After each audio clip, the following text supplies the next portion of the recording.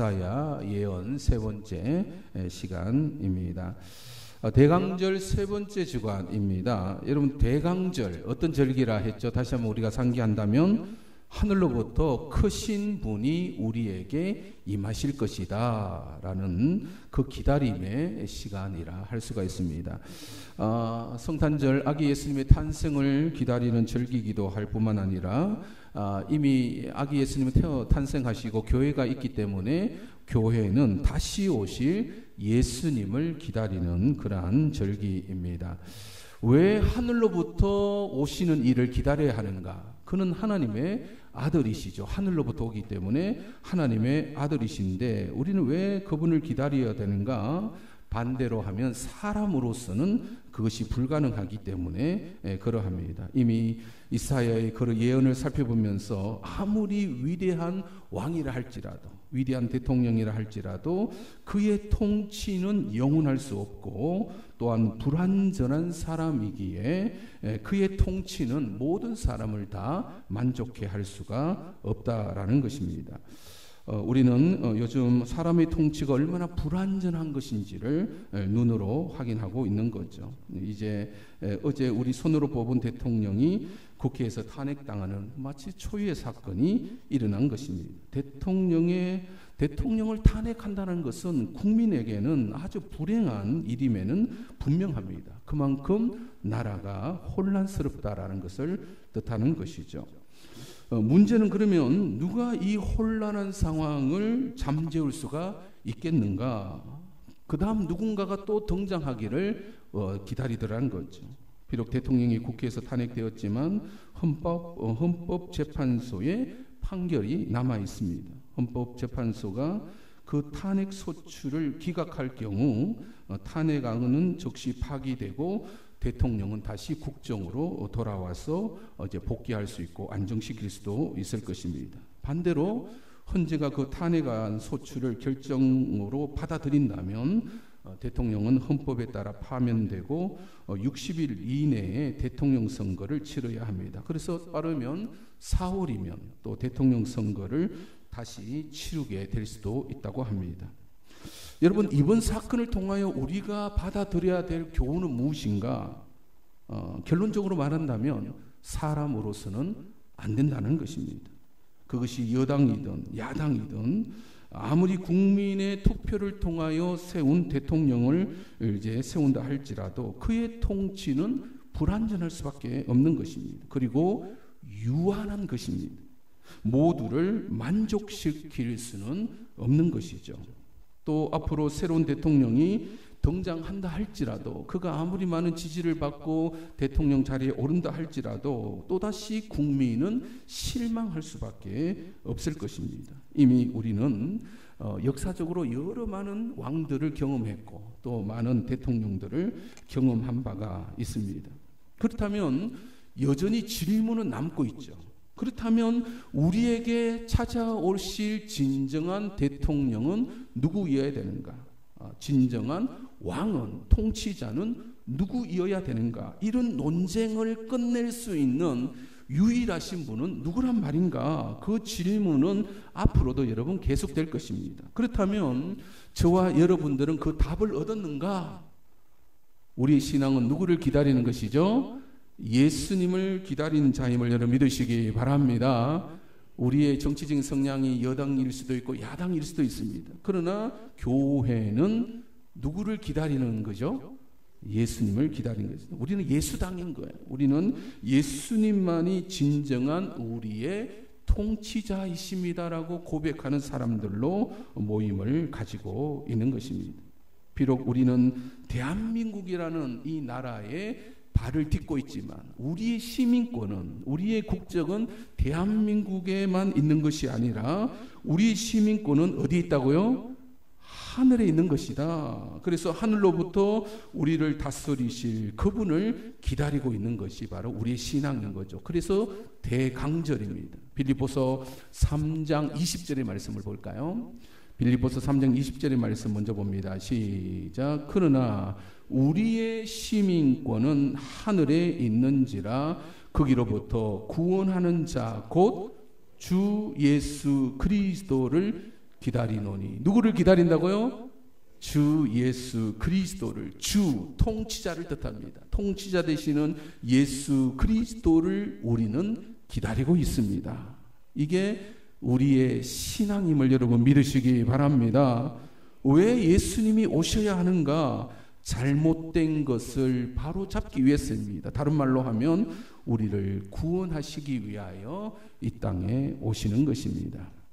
대강절 세 번째 주일을 맞이하면서 우리는 예수님이 왜 이 땅에 오셔야 되는지를 이사야의 예언을 통하여 계속 살펴보고자 합니다.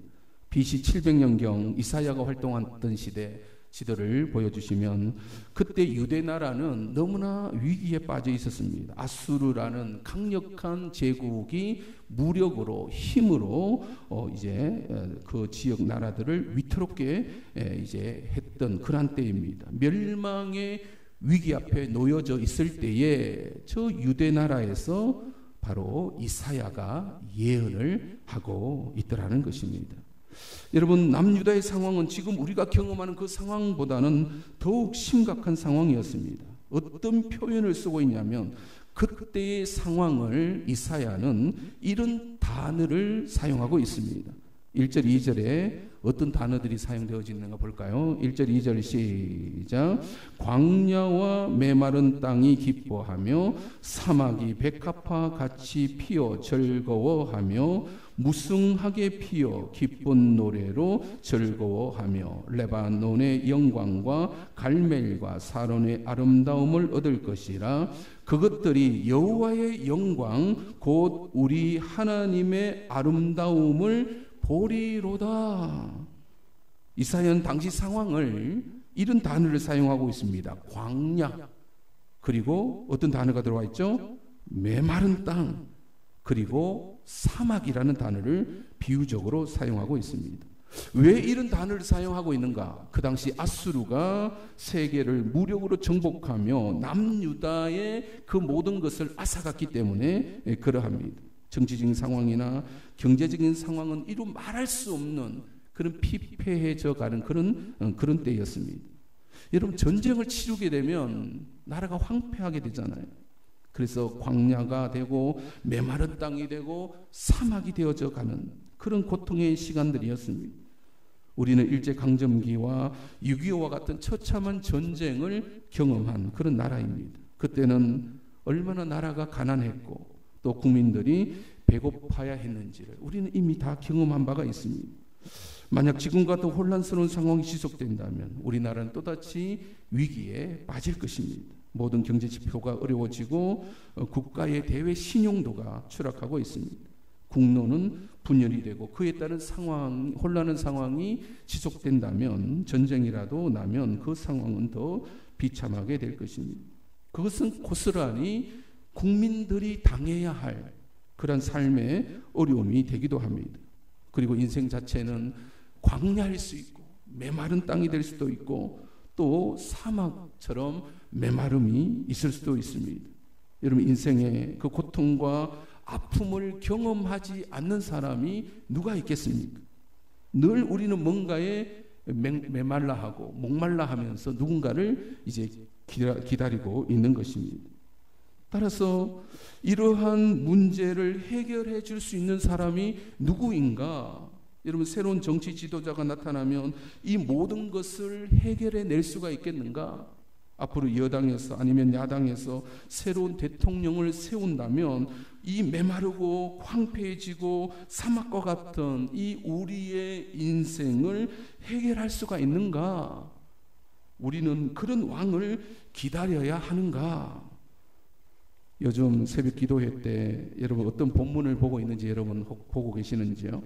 남유다의 이야기, 그런 역대하를 보고 있죠. 이사야 이후에 남유다의 수많은 왕들이 등장하지만 그들도 너무나 부족한 왕들이었습니다.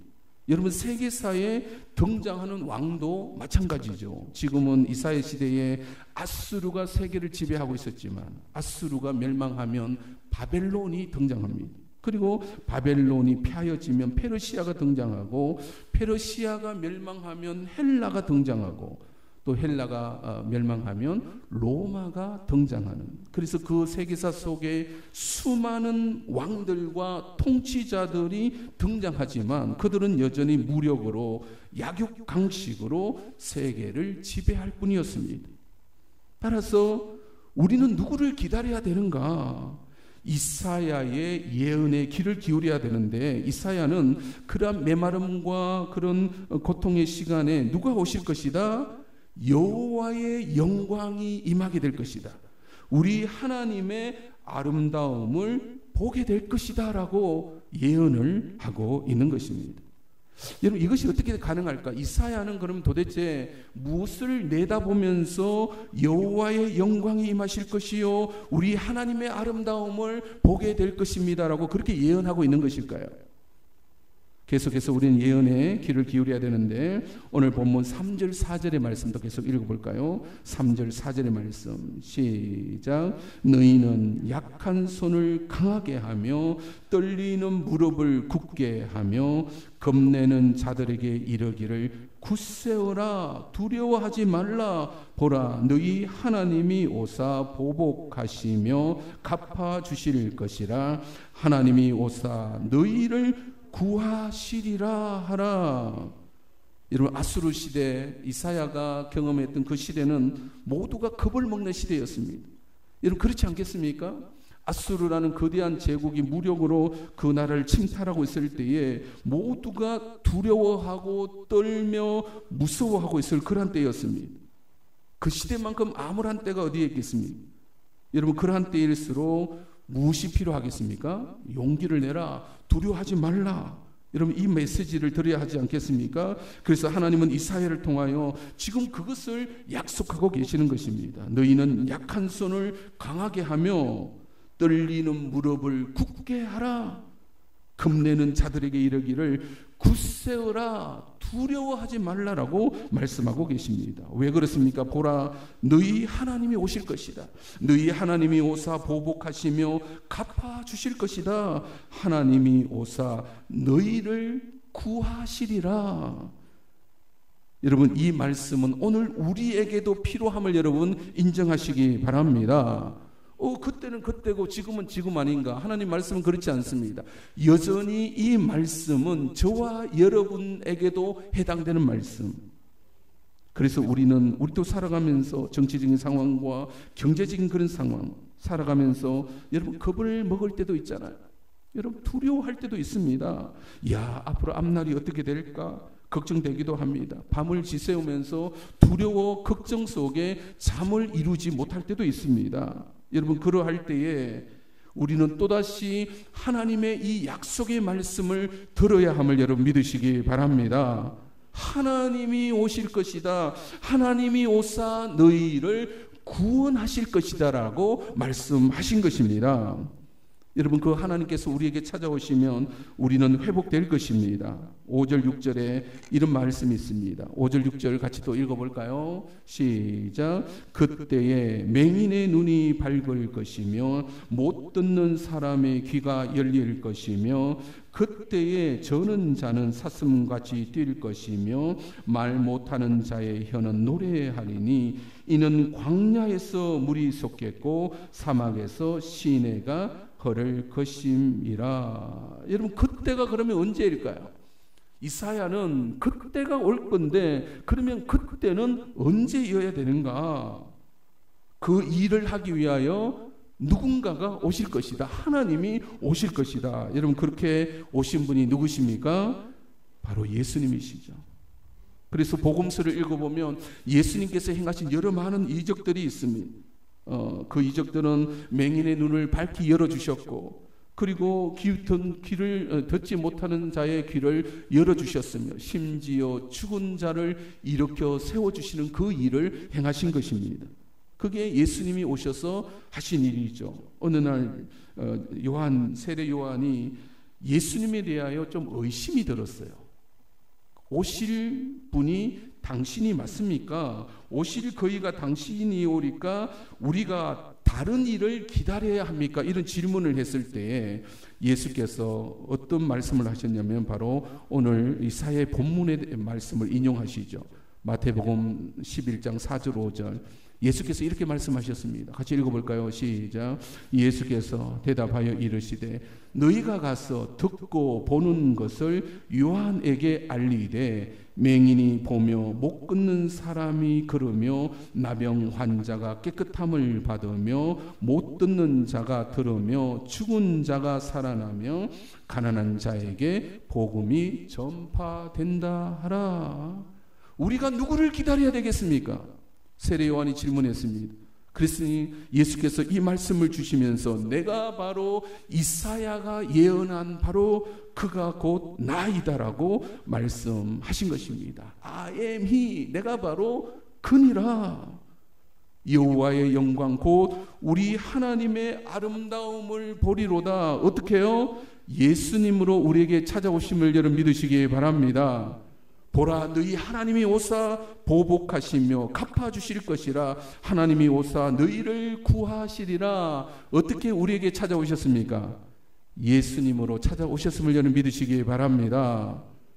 따라서 우리는 여전히 그 예수님을 기다리고 있는 것입니다. 어떤 정치인이나 어떤 위대한 대통령을 기다리는 것이 아니라 우리의 신앙의 핵심은 예수님을 기다리는 것입니다.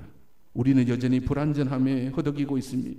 우리는 앞을 보지 못하고 있고 못 걷는 사람도 있고 또한 병에 걸려 있는 사람도 있습니다. 큰 슬픔 중에 있는 사람도 있습니다. 여전히 가난에 허덕이는 사람도 있습니다. 나라가 혼란하기도 하고 불안하기도 하며 이것은 우리나라뿐만 아니라 세계가 불안하고 전쟁은 계속되고 있습니다. 이럴 때일수록 자신의 연약함을 경험하면 경험할수록 우리는 무슨 일을 해야 되는가? 누군가를 기다려야 되는데 앞으로 우리에게 누군가가 찾아오실 것이다. 여러분 누가 찾아오실 것입니까? 누구를 기다리고 있습니까 여러분? 다시 오실 예수님에게 초점을 맞추시기 바랍니다. 그래서 그때가 되면 예수님이 우리에게 찾아오시면 우리의 모든 연약함은 다 해결될 것입니다. 우리의 모든 문제는 답을 얻게 될 것입니다. 수많은 질문을 하지만 인생에서 그 답을 누가 다 주겠습니까? 오직 예수님만이 우리에게 주실 수가 있는 것입니다. 그날에 하나님 나라가 완성될 것입니다. 사랑하는 성도 여러분, 예수님이 오셔서 함께하는 자들의 특징에 대하여 이사야는 이렇게 예언하고 있습니다. 그것이 내가 포함되는지를 여러분 한번 비추어 봐야 됩니다. 과연 내가 포함되는가? 이런 8절로부터 10절 예수님이 오셨을 때 함께 하실 수 있는 사람들의 특징을 이렇게 예언하고 있습니다. 8절로부터 10절 오늘 본문 시작. 거기에 대로가 있어 그 길을 거룩한 길이라 일컫는 바 되리니 깨끗하지 못한 자는 지나가지 못하겠고 오직 구속함을 입은 자들을 위하여 있게 될 것이라. 우매한 행위는 그 길로 다니지 못할 것이며 거기에는 사자가 없고 사나운 짐승이 거리로 올라가지 아니하므로 그것을 만나지 못하겠고 오직 구속함을 받은 자만 그리로 행할 것이며 여호와의 속량함을 받은 자들이 돌아오되 노래하며 시온에 이르러 그들의 머리 위에 영영한 희락을 띠고 기쁨과 즐거움을 얻으리니 슬픔과 탄식이 사라지리로다. 여러분 누가 함께 할 수 있다라고 예언하고 있습니까? 반복적으로 사용된 단어를 찾으면 됩니다. 이런 8절에 어떤 단어를 찾아야 할까요? 오직 구속함을 입은 자들을 위하여. 9절은 오직 구속함을 받은 자만이 그리로 행할 것이며 10절은 여호와의 속량함을 받은 자들이 돌아오게 될 것이다. 구속함을 받다 혹은 속량함을 받다 무슨 뜻일까요? 여러분 구속이라는 단어를 이게 같은 단어이기 때문에 거꾸로 해석하시는 분이 있어요. 구속 누구를 붙들어서 감옥에 집어넣는 걸 뭐라 하죠? 그걸 구속이라 해요. 그런데 이때 사용된 단어는 그 단어가 아니에요. 구속이라는 것은 죄를 씻는다라는 말이 있습니다. 죄를 씻어 깨끗한 사람이 된다라는 그런 뜻입니다. 그리고 속량도 마찬가지입니다. 죄로부터 깨끗함을 받은 자를 뜻하고 있습니다. 여러분, 우리는 어떻게 죄로부터 깨끗함을 받을 수가 있습니까? 이게 다음 주 주제인데요. 누구를 믿음으로? 예수 그리스도를 믿음으로 우리는 구속함을 입을 수 있고 속량함을 받을 수가 있는 것입니다. 예수 그리스도께서 이 땅에 오시, 하나님의 아들이 이 땅에 오시어서 우리를 위하여 하신 일은 십자가에 죽으시는 일을 하셨습니다. 우리의 죄와 허물을 용서하시는 방법으로 십자가의 길을 가신 것입니다. 우리의 죄를 대신 감당하신 것입니다. 이것이 구속함이요 속량함이라 말씀하고 있는 것입니다. 따라서 예수님을 믿음으로 죄 사함을 받은 저와 여러분들, 오직 구속함을 받은 자들, 죄로부터 속량함을 받은 자만이 예수님과 영원히 함께 할 수 있음을 여러분 믿으시기 바랍니다. 그에게 약속된 것은 영영한 희락과 기쁨과 즐거움을 얻게 될 것이다. 슬픔과 탄식이 사라질지어다 라고 말씀하고 계신 것입니다. 우리는 바로 그날을 기다리고 있는 것입니다. 사랑하는 성도 여러분, 우리가 사는 이 세상은 언제나 흔들릴 수밖에 없습니다. 왜냐하면 불완전한 인간이기 때문에 그러합니다. 누가 통치해도 마찬가지입니다. 따라서 우리가 해야 할 일, 가장 중요한 일은 하나님이 우리에게 찾아오심을 우리는 기다려야 하는 것입니다. 여호와의 영광 곧 우리 하나님의 아름다움을 보게 될 그날, 보라 너희 하나님이 오사 보복하시며 갚아주실 것입니다. 하나님이 오사 너희를 구원해 주실 것이라고 약속하고 계십니다. 여호와의 속량함을 받은 자들이 돌아오되 노래하며 시온에 이르러 그들의 머리 위에 영영한 희락을 띠게 될 것이요 기쁨과 즐거움을 얻게 될 것이다. 슬픔과 탄식이 사라질 것이다 라고 약속하고 계십니다. 여러분, 언제 그날이 이루어집니까? 여러분, 예수 그리스도께서 오심으로 그날은 이루어짐을 여러분 믿으시기 바랍니다. 이미 예수님은 탄생하셨지만 교회는 다시 오실 예수님을 기다리고 있는 것입니다. 어떤 세상의 통치자를 기다리는 것이 아니라 우리는 예수 그리스도를 기다리고 신앙생활을 하고 있습니다. 우리가 가야 할 이 길, 여러분 끝까지 믿음의 길을 함께 하시기 바랍니다. 우리의 죄를 속량하시고 우리에게 영영한 기쁨과 희락을 주시기 위하여 예수 그리스도께서 우리에게 오실 것입니다. 우리는 그분을 맞을 준비를 하는 것이 이 신앙생활인 것입니다. 주님 다시 오실 때까지 우리가 이 믿음의 길을 걸어가시는 저와 여러분이 되시기를 주님의 이름으로 축원드립니다. 우리 찬양합시다. 주님 다시 오실 때까지. 주님 다시 오실 때까지 나는 이 길을 가리라.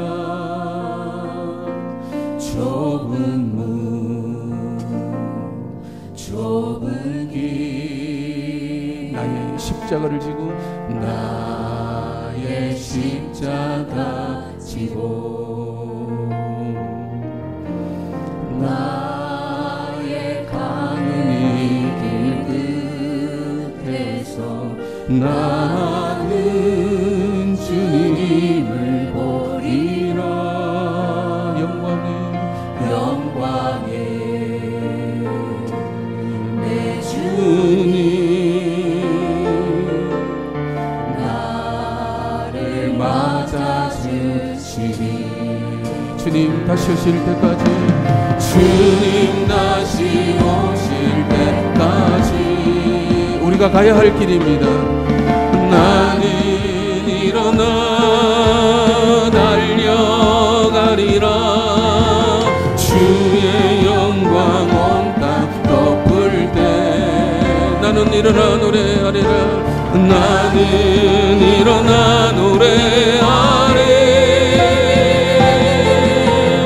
내 사모하는 주님 온 세상 구주시라. 내 사모하는 주님 영광의 왕을 다시 오실 때까지 주님 다시 오실 때 나는 이 길을 가리라. 나는 이 길을 가리라. 좁은 길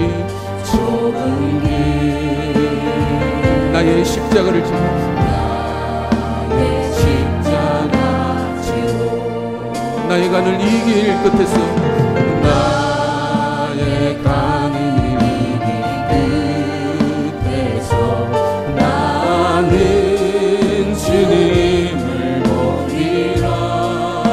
영광의